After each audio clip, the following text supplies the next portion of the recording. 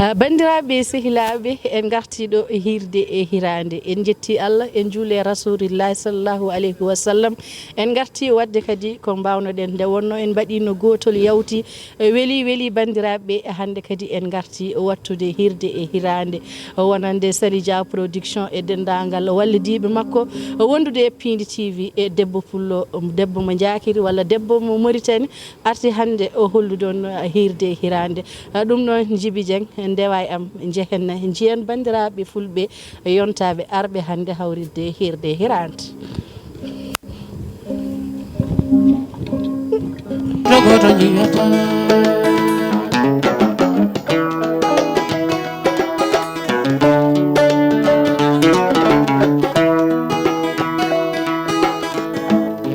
sali wayo aduna waylima yurmede nati hay teddungal sati ɗon galotownama miskino lesɗinama ndimagu yeeyama sabu jawdi aduna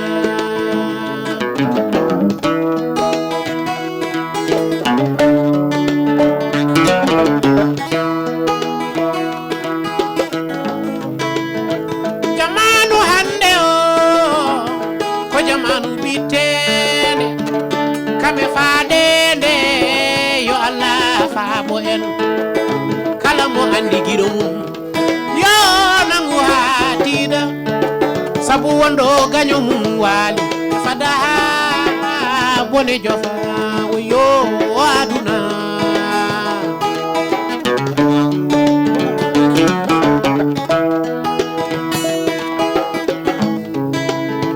jamanu hande o mettude weñaade hay waru Allah ni ko goto jiyata jamanu hande o bettude weñaade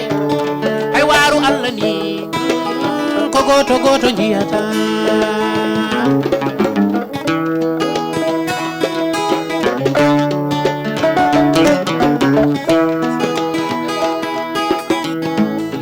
Ablaye ko ma ɓeydantinare sabu so en ɗamta jaanu mi wondi mi wati jokketa so mi toji dande min mi askini men taw caggal nene Hawa kame baba Adama koye galle goto yiwɗen en cerata en mbawa seerde ɗum noon ndenen jaɓɓeri men sabu ko hen gele jakkata jambo wayo aduna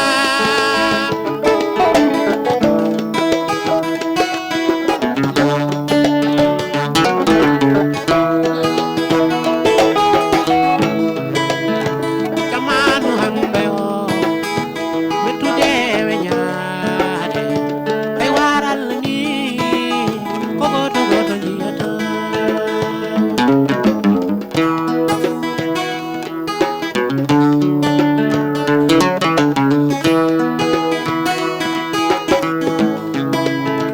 jamanu hande o mettude weñaade hay waru Allah ni ko goto jiyata Abdoulaye Sambu badu gedda hande mi man ma de andi o jaman Djiby boli ba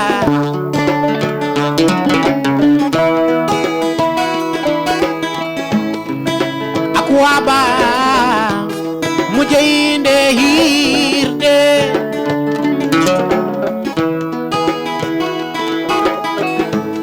Djiby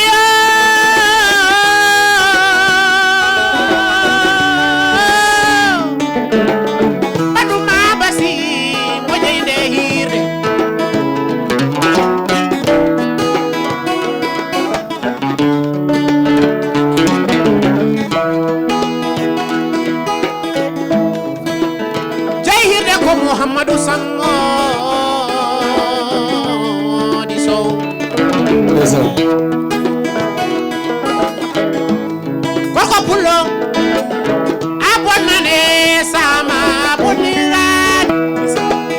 Sari hama samori Domi ma fande aina Belay Omar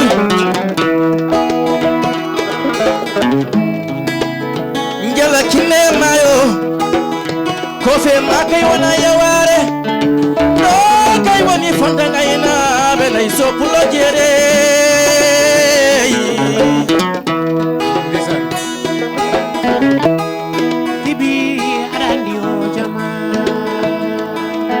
Samori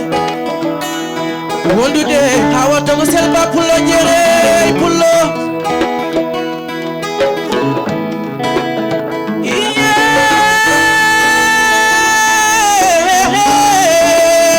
pullo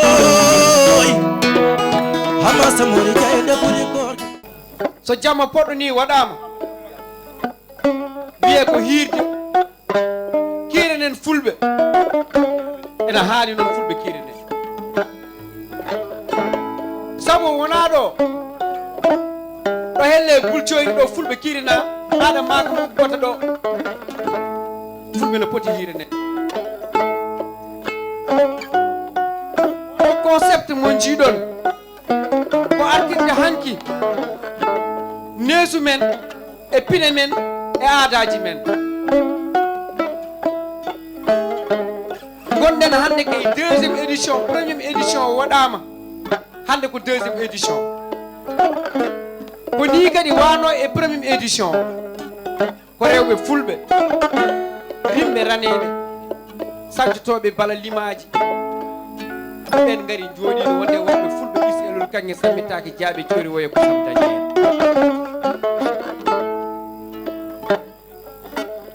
kono hol inirare jammo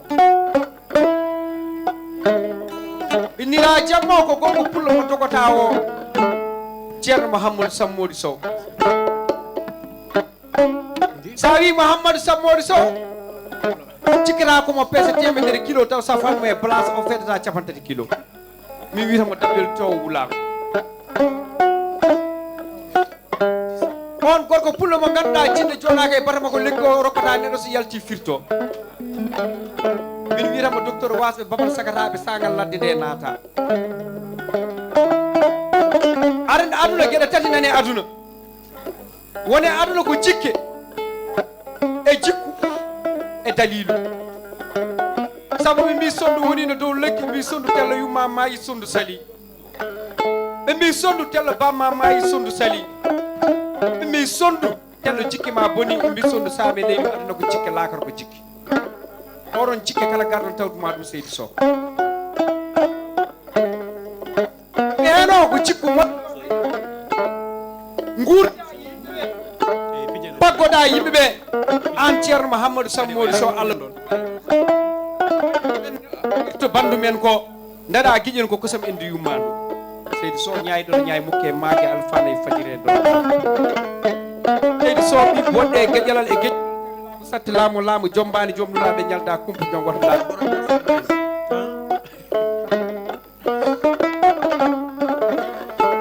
a wiyama bisimilla rewɓe fulɓe ɓe worɓe fulɓe ɓe mbimo bisimilla mawɗo Abou Sa wimo bisimilla mawɗo mo ronaki ronde no wimo bisimilla kanko ɗowi hande hirde nde promoteur événement o Sali Dia debbo Dia wonɗo mo hula debbo Pulla Diawo mo hulani o ara neɗɗo so ari debbo nafani sino ko gorko wonɗone nafata wona ko ƴettowo paɗe o wimo bisimilla Rugi Babel wimo bisimilla Rugi Sall wimo bisimilla jamma ko jamma ma ane ɓiɓɓe fulɓe ɓe ndenduɗa ɗum noon ane invité d'honneur uji ɓe ndenduɗa jamma o saabu an sa innirama jamma o mawnat ɗam aɗa fasni hoorema aɗa fasni ɓe jirɗaɓe kadi saaha préfet Djibi Diallo invité d'honneur o jeeya kanko préfet Djibi Diallo eɗen gandimo kay men o jeeya gorko ɗumɗo cuusɗo kirowo ñembowo kanko e jamma o jeeya Moussa Alaji Ousmane Ndomba on no famɗiɗo pullo haalate taw an wandaka Seydou Ba tan malto modi Hamad modi Ndiaye modi tan diri Ndiaye goro Karna Ndiaye goro la sibor afrikaji Ndiaye tan cugel tay four bambi tay four goro tay four jena tay four a wiyama bisimilla en calmini ɗon Amadou Fall Thiandela sama xarit nuy naa la wolof Ndiaye nee na nan juddu leeg bàyyi la ñu ne ko fayda borom la ñu ne ko dabbu bulu nekk nit moo koy liggéeyal boppam adina kafe la du koy suukar yaa ko suukaroon ba mu saf masi sa yeey Fatim tan la damel la sukaaɓe ngoone faal Madior Mboye Aram Gueye yow boo daagoo nga daago si réew mi de yow dara jambu la alal mag na la juddu mag na la a wiyaama bisimilla mi leena Aïssa Boubacar arɗo Sadio Fara Thiande yetta Amar Seydi Ba moƴƴo Mahamadou Coumba Gala arɗo ɗum Sidi Bouba Ali Labragar Sogi Malik arɗo Abdou Sidi Bouba Ali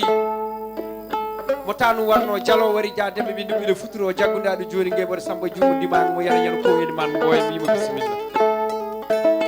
miɗo kat miɗo arɗo Sadio Fara Thiande a wiyama bisimilla mi yiiɗo Aminata maham metti ñaawel arɗo maham Sidi Gala Lamba Samba Faya Jarno May maham Laskuru wima bisimilla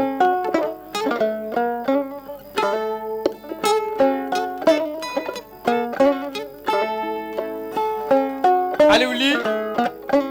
gendenke mawɗo men mbima bisimilla an kala ɗo pulago tilla aɗa tilla ɗo o wonde joom suudu makko Datma Ly e Amadou Ly e Harouna Dieng e Rokhaya Soumaré ɓe gari dusde mon e jammo ceerno Mahamadou Sammodi a wiyama noon bisimilla a wiyama bisimilla tan helle Bulcoyro a wiyama bisimilla tan mane helle o a wiyama tan jakkere mane annabi mane o a wiyama bisimilla tan deede annabi jibinɗo yaaba deede jibi Yasin yaaba jibinɗo bugata bun Yasin tan makam bara jibinɗo bonal makam e jaaliga e mbolu makam mbolu laami lamtoro ko tan e jaaliga makam hedde damgay ngenara bonal laami toro jibini heɗalle bonal e baccam bonol jibinɗo ganna baccam e nango baccam jibini wolam ganna jibinɗo maali wolam jibinɗo yugo maali wolam jibinɗo hinna yugo bulke yugo ndega yugo hoodi yugo ɓiro yugo daƴo yugo e seedi yugo ɗan bisimilla wulanamo fa kono so wiyama ɗo kay woni fanda ngaynaɓe nayyi cure ko nayi kay pale ko nayi pullam koɗo kay baba winomi yomi janggu fanda ngaynaɓe nayyi mbimi bawa janginam fondan sabi mi anda ko neɗi nayi pullo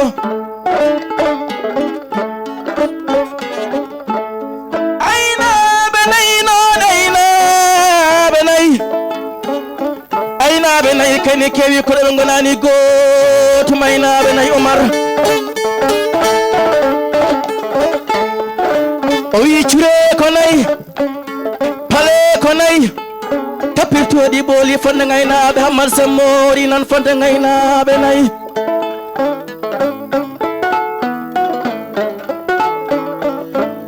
jalakine ma kay wona yawore jala kofe ma kay wona hutare nan fonde ne kine kecce gallaɗi jooɗi ɗi ngala leɓe ɗi ngala meɗɗaytoɗi gaari fo jeeɓe ko ñalla wala fulɓe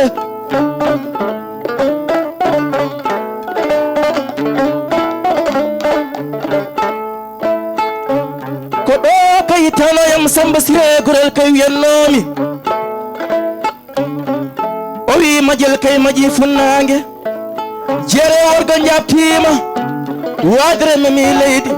timmi balle joyi jeegom kay ngada feti feri Hamad Sammori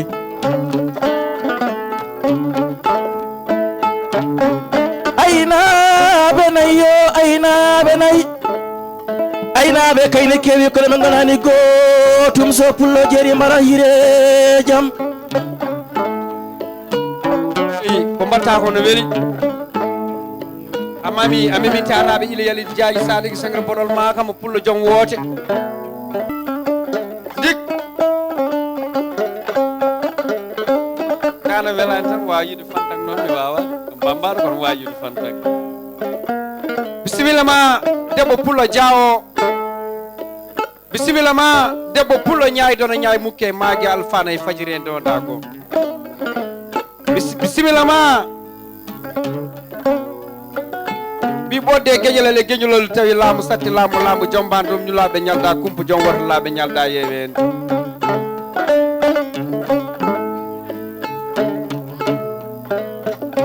oɗon gandi debbo pullo oɗo wiyete dabbel to wulaako o suusi ko rewɓe fulɓe cuusa o wi holko watte o wi gaare kiirinen fulɓe ne poti hiirenede sabu fulɓe dari gay frontiére ndimagu cari jasde pullo teera jasde oɗo debbo pullo noon an sa moƴƴi a taw sa suusi a taw sa woni jontaɗo taw ɓe mbi jontaɗo noon jibinte ko galle bamum ɓe juntu hoccataɓe kono so wiyama daño ñooji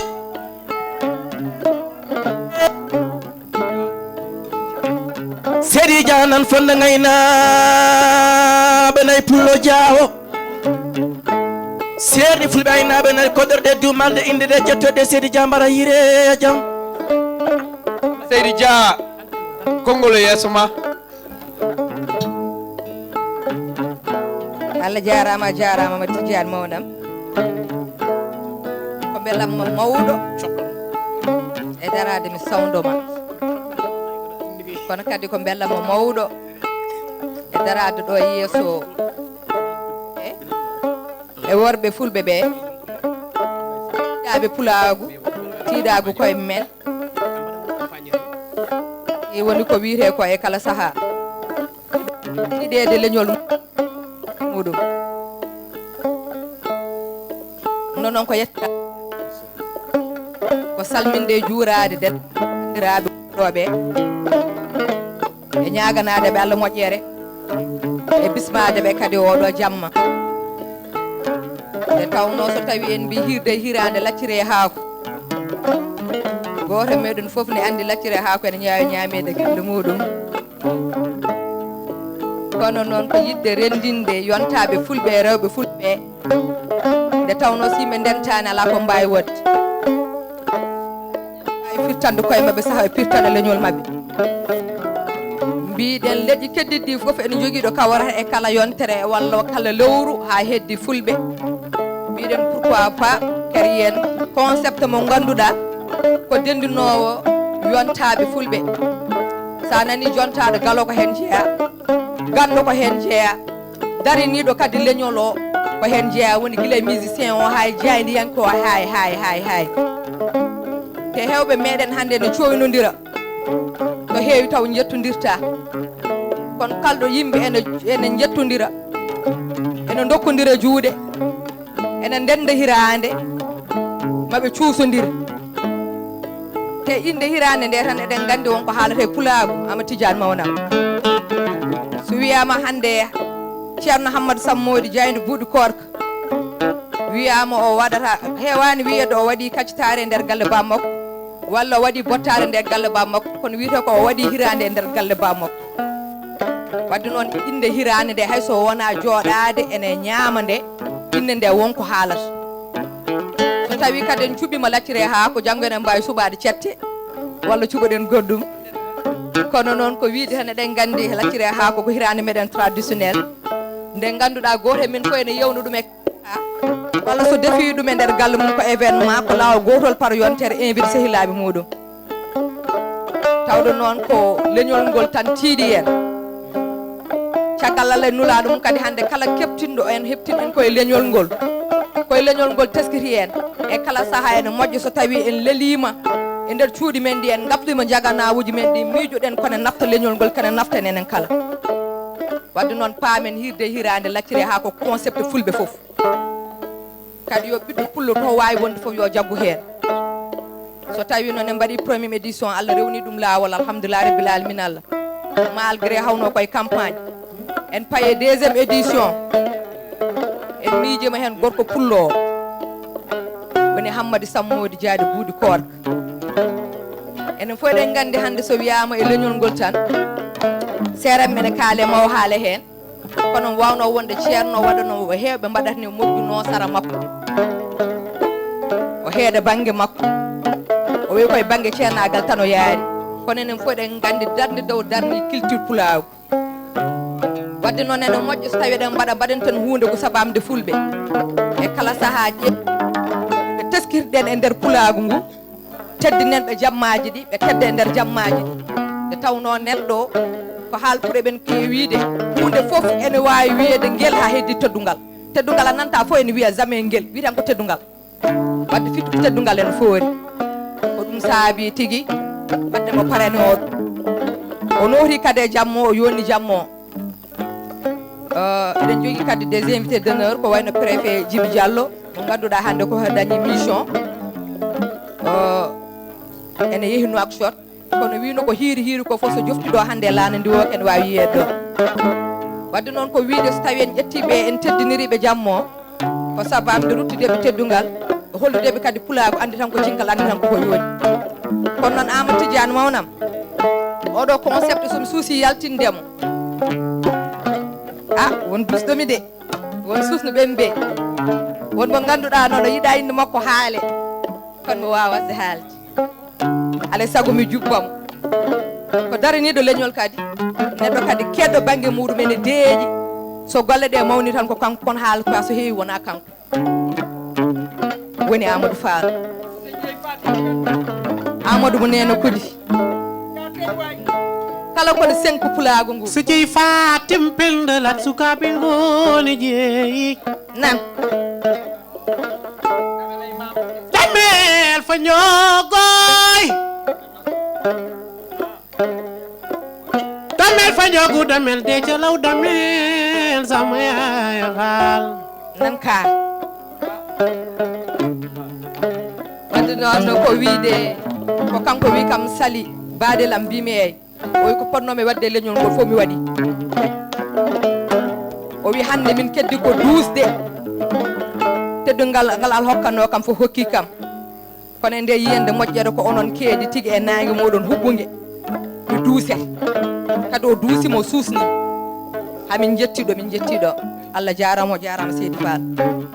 e mi so tawi ligui yari karaw noon yetto Allah yetta lawƴoɓe kore wadde hande so wiyama Sali Dia tan hande hewɓe keftini ɗum koye Pindi TV noon woni toon ko kawam sehilam douanier am cirlidiɗam woni Abou Samba Diop nde kalanmi ko concept o nde ɓe cinki concept o kanko e banam gorko Hamme Amadou Ly mo ganduɗa ene fonno hande tawede ɗo kono hande kañumne nanto e ziyare Louga taw noon kadi ko télé muɗum nulɗum toon ko mission wawa so yaade ɓe ɓeydi hen ko heewi ko ganduɗa ko hon naftata leñol ngol tan wadde noon Allah jarama on jarama onon kala ko wiide tan ko jinmi haalde ko wone ɓernde ko ne heewi kono heƴani e konngol ngol walla somi yiiɗi haalde ko wone ɓernde ko fof ne wawi mi ƴetta temps o fof te goɗɗum nana faade en heure uji puɗɗima yaade ko jarnade dendagal bandiraɓe arɓe mi wawa limtude nde tawno somi limti mi juumat walla mi jumno te mi yiiɗa jumde hay goto wonɓe ɗo e salle ɓe fof ko bandiraɓe worɓe e bandiraɓe rewɓe ɓe ganduɗa ko andaɓe woodaɓe guila hanki taw hande arani wadde kala nde nodduɗen ɓe noori wodan en tan ko salmindeɓe e jurnade ɓe weltanadeɓe kono noon eɗen jogui invité d'honneur kadi mo ganduɗa ko kaw men sehil meɗen pullo ceernajo kadi mo ganduɗa haala muɗum heewani kono mbaɗi mumen mawni on woni Moussa Ousmane Ndom hande so wiyama hande gande baleɓe tan e nder Pindi TV yama kanko yani ɗum ko sehil mum ko Abou Samba Diop ko sehil minen foof kala amen jaaɗo wuuro men wadde mum teddungal manggal nde min mbaɗimo invité d'honneur kadi o waɗi hen ko tiiɗi o jaggui jammo o waɗi ɗum tigui ko jamma o yoni ɗum ha yoodi wadde Allah jarama o jarama wadde ko wiide onon foof bisimilla moon oɗon ɗacci haqqe kala ko jiiɗon ɗo kono muusa on ko welon fof noon ko ɗum wonno yiyande meɗen ɗum noon ko mbiyata ko ha yeeso ko lawol Allah jarama Sali a jarama haalama feewi arande min a dañeyam noon ko saɗi tafno noon ka miiraɗo moƴƴo ka miiraɗo kewɗo needi aɗa heewi needi aɗa teddi ara min ko ummintemi weeɓani ummintemi min Ama Tidiane ala weeɓani kono noon ko neɗɗagal ma haqilantagal ma ko kalɗa ko Amadou Fall Thiandelo oɗo no seeɗa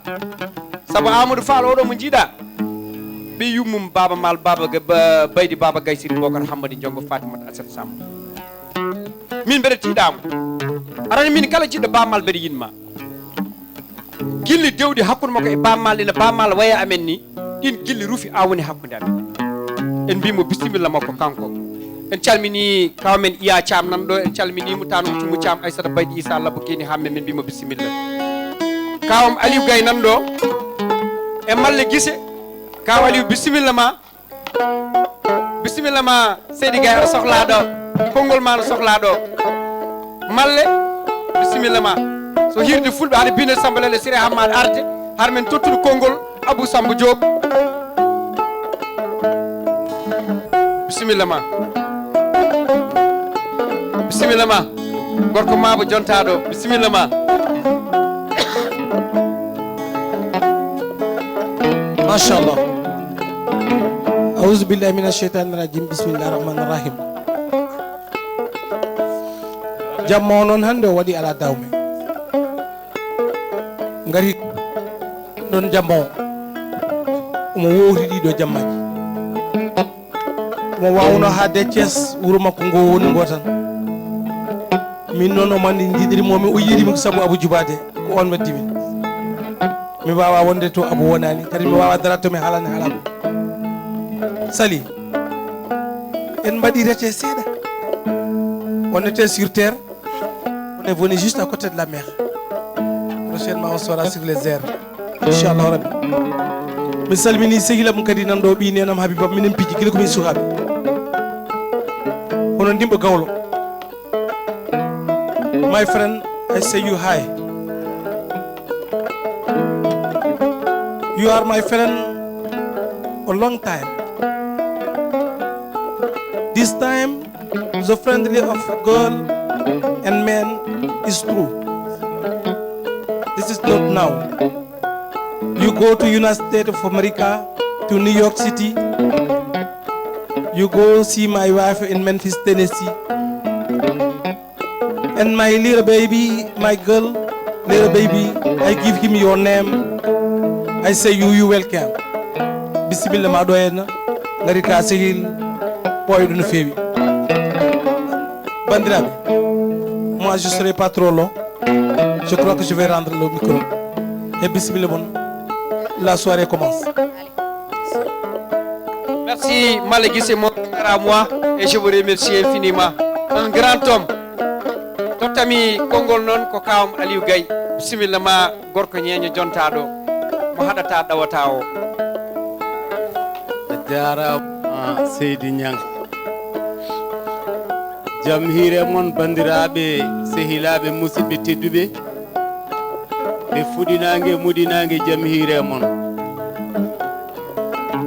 worɓe fulɓe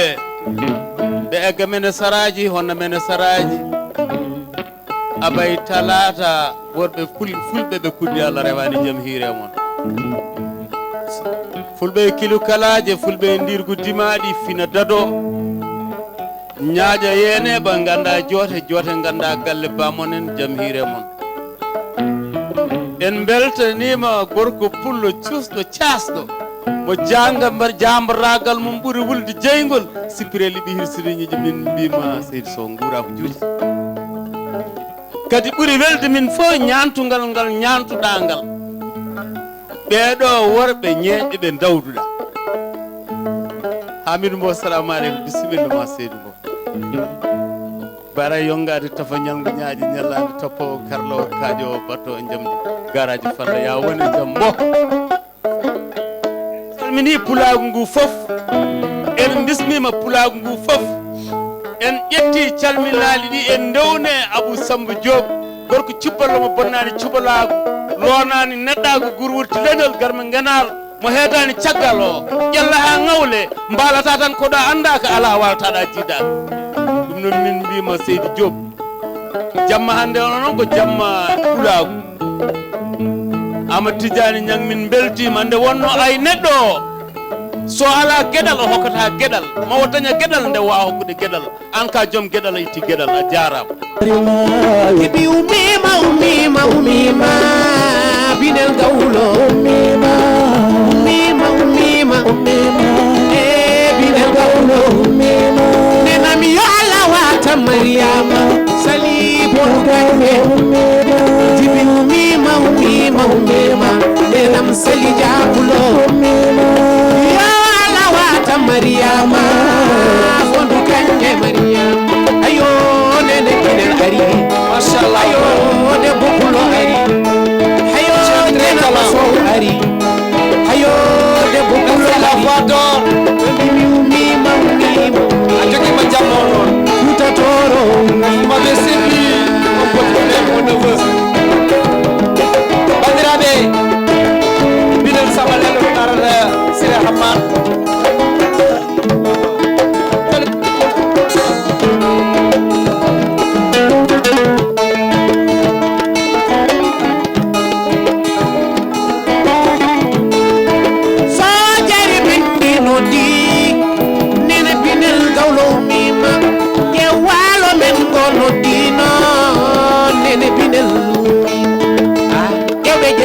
non bokkuji rewɓe worɓe tiɗo duje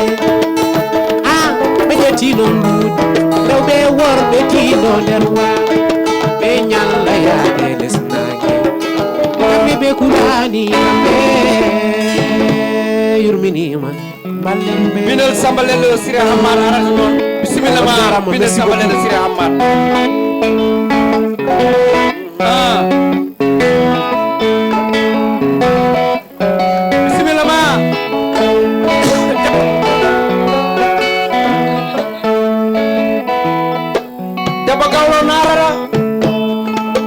leji ndilli mi paali bara bi mi kulloreedu dia fomoro dia noon awulɓe bi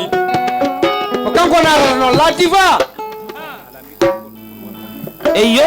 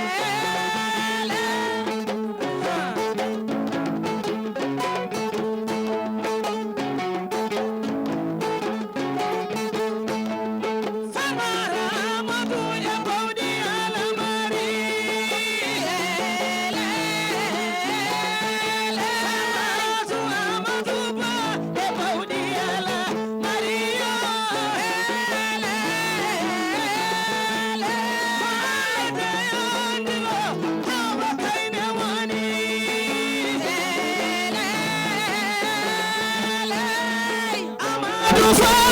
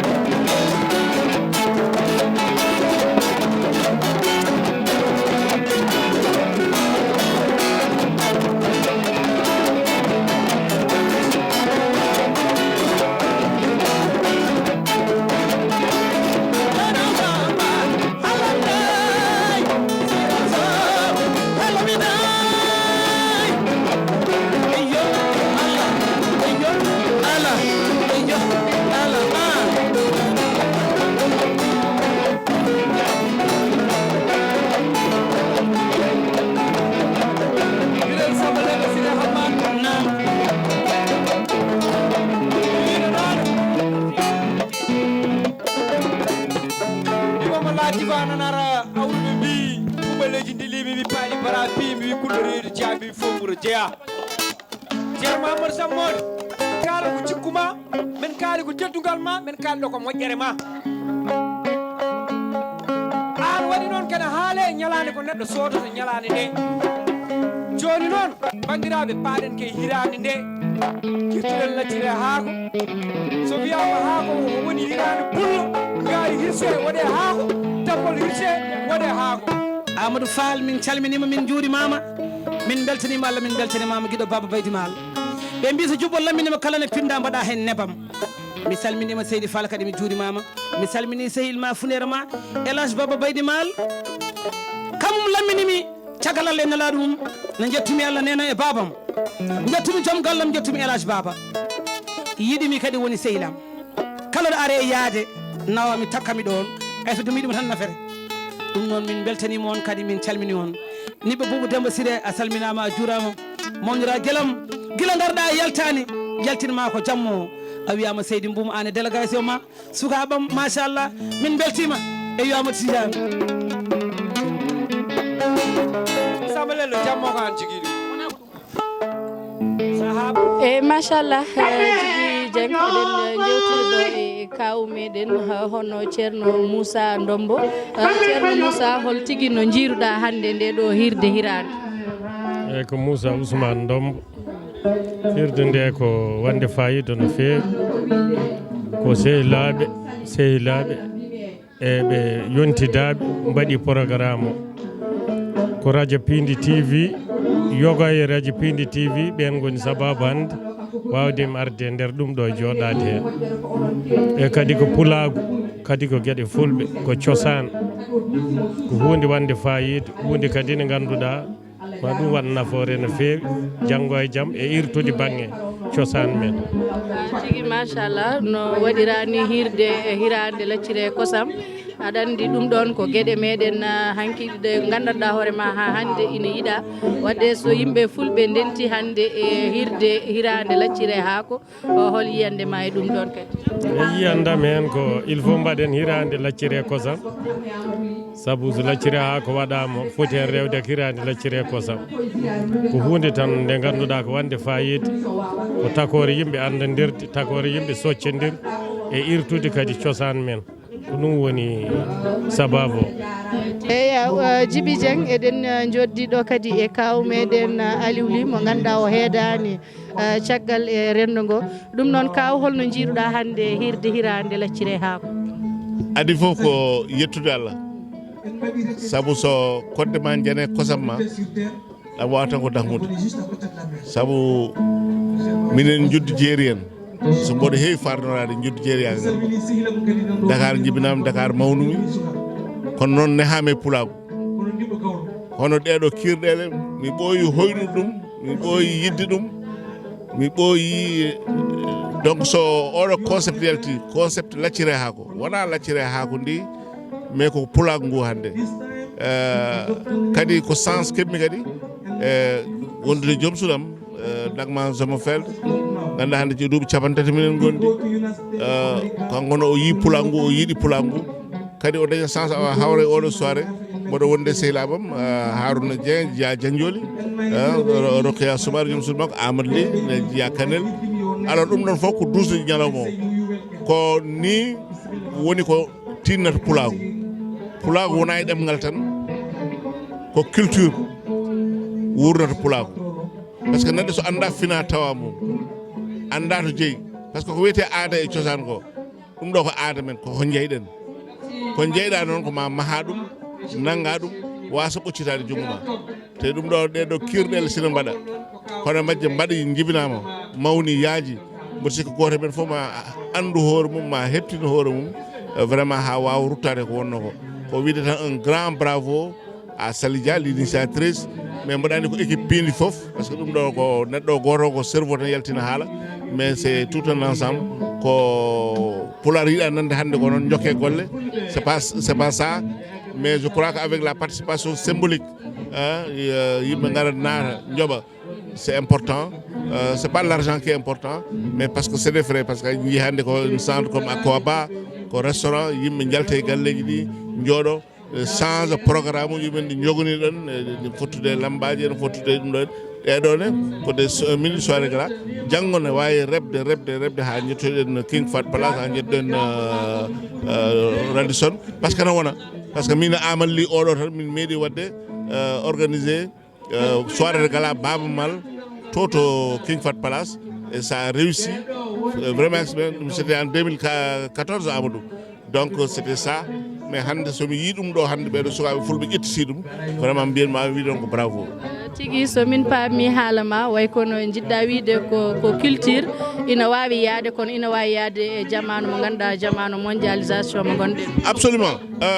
aɗa andi neɗɗo additamo ko hoore mum famille makko hinde makko leñol makko e diine makko kono hande enen halpulaar en goppu ɗeɗo calɗi nayyi foof janɗen e diine he ha majjini en te diine o wawi sellini ɗum hande ko culture o gaga so Allah rokkirede fittande e ɓerde ko yidde weltude weltade te ko hande ko filta tan wawi umminde ɓerde ma wawi andinema hooli an ma wurtade e joome donc ko tout un ensemble il faut que daroɗen e culture o noon ko oɗo soirée gala ko lambaji men ko kirɗel men ko kawgel men ko fof men hande daroɗen gurtiden surtout noon onon jeune génération vraiment oɗon mbiye mention spéciale et c'est important voilà. machallah en beltanima kaw men kañum e wondude joom suudu mum e dendagal délégation muɗum